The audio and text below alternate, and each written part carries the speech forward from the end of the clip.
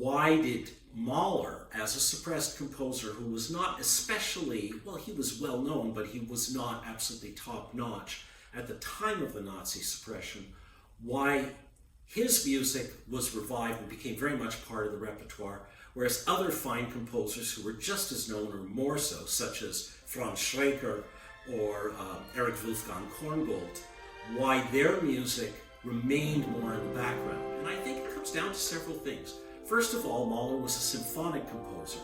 whereas the most important thing about Schreker's music and Korngold is they were basically known as opera composers.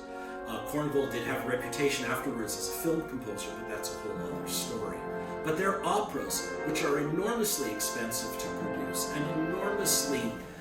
time-consuming as something to look to, they became suppressed, more easy to maintain the suppression once the war was over. Mahler's music, however, was not that well known. I heard a recording of a rehearsal where Bruno Walter was doing his Ninth Symphony during the 1950s with the New York Philharmonic,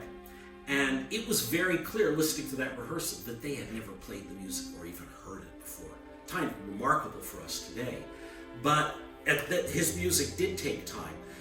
But the fact that it was symphonic and it fit the zeitgeist of the 1960s very well, and they had a big champion in Leonard Bernstein, who made a huge deal of playing tons of Mahler and made it part of the repertoire at a time when he was very much flavor of the month in the music world. So the combination of the fact that he was not an opera composer but a symphonic and a song composer, plus the fact that his music had a very powerful champion at a time where his music and the zeitgeist that he represented was in sync, was the reason I believe